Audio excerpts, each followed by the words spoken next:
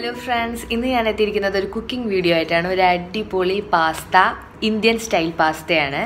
അപ്പോൾ ഇതെന്തായാലും എല്ലാവർക്കും ചെയ്ത് നോക്കാവുന്നതാണ്. ഇതിപ്പോൾ ഞാൻ ഉണ്ടാക്കുന്നത് പാസ്ത വിത്ത് ട്യൂണ ഫിഷ്.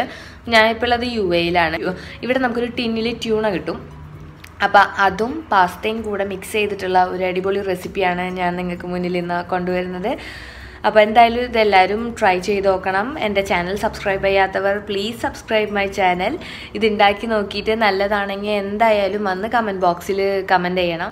ലൈക്ക് ചെയ്യാനും ഷെയർ ചെയ്യാനും മറക്കരുത്. നിങ്ങളുടെ ഫ്രണ്ട്സും കൂടി ഉണ്ടാക്കട്ടേന്നേ ഇതൊക്കെ. അപ്പോൾ ഫ്രണ്ട്സിനും കൂടെ ഷെയർ ചെയ്ത് കൊടുക്കുക അങ്ങോട്ട്. ഓക്കെ, അപ്പോൾ നമുക്കിനി ഇൻഗ്രീഡിയൻസ് എന്താണെന്ന് നോക്കാം. ഇതാണ് നമ്മുടെ ആദ്യത്തെ ഇൻഗ്രീഡിയൻറ്റ്, പാസ്ത. ഇതൊരു 400 ഗ്രാമിൻ്റെ പാക്കറ്റാണ്. ഞാനിതിൽ നിന്ന് ഒരു 200 ഗ്രാം വെച്ചിട്ടാണ് ഇന്ന് പാസ്ത ഉണ്ടാക്കാൻ പോകുന്നത്. അത്യാവശ്യം ഒരു 3 പേർക്കൊക്കെ കഴിക്കാവുന്ന ഒരു ക്വാണ്ടിറ്റി ഉണ്ടാവും. അതെന്തായാലും നല്ല വടിയായിട്ട് അരിഞ്ഞു വെച്ചിട്ടുള്ള ജിഞ്ചർ, വെളുത്തുള്ളി ഒരു 3 എണ്ണം എടുത്താൽ മതി, കൂടുതൽ വേണ്ട. അത് ചെറുതായിട്ട് അരിഞ്ഞിട്ടുള്ളതാണ് ഇത്. ഒരു 1/4 കപ്പ് ക്യാരറ്റ് ചെറുതായിട്ട് അരിഞ്ഞത്. ഒരു കപ്പ് നിറയെ സബോള എടുക്കുക, ചതുരത്തിൽ അരിഞ്ഞത്. തീരെ കനം കുറച്ച് കുനുകുനാന്ന് അരിഞ്ഞ തക്കാളി. ഇതൊരു 1/4 കപ്പ് മതി. ഞാൻ ഉപയോഗിക്കുന്നത് ഫ്രോസൺ ഗ്രീൻ പീസ് ആണ്. ഇതാണ് നമ്മൾ ഉപയോഗിക്കുന്ന ടിൻ ട്യൂണ. 185 ഗ്രാമിൻ്റെ ടിൻ ട്യൂണയാണ് ഞാൻ ഉപയോഗിക്കുന്നത്, അമേരിക്കൻ്റെ. വെളിച്ചെണ്ണ ഒഴിച്ചു, വെളിച്ചെണ്ണ ചൂടായിട്ടുണ്ട്. നമ്മളിതേ കുറച്ച് കടുകിടാൻ പോവാണ്. ഇത് ഫുള്ള് നമ്മുടെ കേരള സ്റ്റൈൽ പാസ്തയാണ്. നമ്മൾ ഇഞ്ചിയും വെളുത്തുള്ളി ഇട്ടു.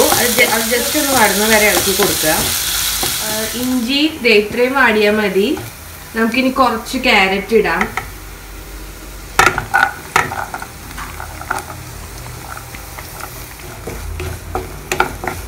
നമ്മൾ ക്യാരറ്റ് ഒരു കുറച്ച് വാട്ടായപ്പോൾ സബോളയും കൂടി ആഡ് ചെയ്തു. നന്നായി ഇളക്കി കൊടുക്കുക. കുറച്ച് ഉപ്പിട്ട് കഴിഞ്ഞാൽ പെട്ടെന്ന് സബോള വാടിക്കിട്ടും. സബോള ഒത്തിരി വാടിപ്പോവണ്ട, അത്യാവശ്യത്തിന് ഒന്ന് വാടിയാൽ മതി. ഒരു ചെറിയൊരു വാട്ടം മതി. ഇനി നമുക്ക് ഗ്രീൻ പീസ് ഇട്ട് കൊടുക്കാം. സബോള മുഴുവൻ വാടിയിട്ടില്ല, എന്നാലും ഗ്രീൻ പീസിനും വാടാൻ കുറച്ച് സമയം വേണ്ടതുകൊണ്ട് നമ്മൾ ഗ്രീൻ പീസും കൂടെ ആഡ് ചെയ്തു. ഇപ്പം എല്ലാം കൂടെ നല്ലൊരു ഹെൽത്തി ഫുഡാണ്. എല്ലാ ഐറ്റംസും ഉണ്ട്. ക്യാരറ്റ്, ഗ്രീൻ പീസ്, പിന്നെ ഫിഷ്. നമുക്കപ്പോൾ ഇനി മസാലപ്പൊടികൾ ഇടാം. ആദ്യം ഒരു നുള്ള് മഞ്ഞൾപ്പൊടി, ഗരം മസാല ഒരു നുള്ള്, മല്ലിപ്പൊടി 1.5 സ്പൂൺ. ഇത് നന്നായി ഒന്ന് ഇളക്കി കൊടുക്കുക. മല്ലിപ്പൊടി മൂക്കണം. നമ്മൾ ചിക്കൻ കറിയൊക്കെ വെക്കുമ്പോൾ അങ്ങനെയല്ല ചെയ്യുക. മല്ലിപ്പൊടി മൂത്തതിന് ശേഷം നമുക്ക് മുളക് പൊടി. നമ്മൾ മസാലപ്പൊടികളൊക്കെ ഇട്ടു. ഒരു നുള്ളു മഞ്ഞൾപ്പൊടി ഇട്ടു, ഒരു നുള്ളു ഗരം മസാല, മല്ലിപ്പൊടി 1.5 സ്പൂൺ മല്ലിപ്പൊടി ഇട്ടു. ഇനി നമുക്ക് കുറച്ച് മുളക് പൊടിയും കൂടിയാണ് ഇട്ട് കൊടുക്കാനുള്ളത്. നമുക്ക് മുളക് പൊടി ഇടാം.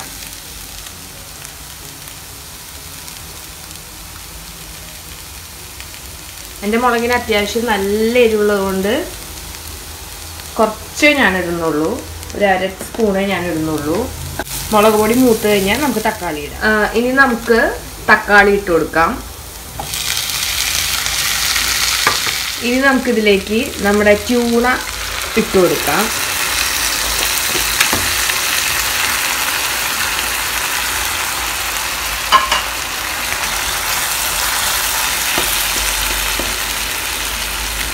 ട്യൂണനെ നന്നായിട്ട് ഒന്ന് പൊടിച്ചു കൊടുക്കാം. ട്യൂണ ഫ്ലേക്സ് ആണിത്. അതിലേക്ക് കുറച്ച് വെള്ളം കൂടി ചേർത്ത് കൊടുക്കാം. അപ്പം ആ ഒരു ഫ്ലേവർ എല്ലാതിലേക്കും എത്തും. ഇത് നന്നായി ഒന്ന് തിളപ്പിക്കുക. അപ്പോൾ നമ്മുടെ പാസ്തയുടെ ഗ്രേവി എന്ന് തന്നെ പറയാം. പാസ്തയുടെ മെയിൻ മസാല റെഡി ആയിട്ടുണ്ട്. ഇനി ഇതിലേക്ക് പാസ്ത ഇട്ട് കൊടുക്കുകയാണ് വേണ്ടത്. ഉപ്പിട്ട് വേവിച്ച് വെച്ചിരിക്കുന്ന പാസ്ത ഇതിലേക്കിട്ട് നന്നായി ഇളക്കി കൊടുക്കുക. നമ്മുടെ കേരള പാസ്ത റെഡി ആയിട്ടുണ്ട്. ഇനി കഴിക്കാൻ വേണ്ടിയിട്ട് നമുക്ക് സെർവിങ് ഡിഷിലേക്ക് മാറ്റാം.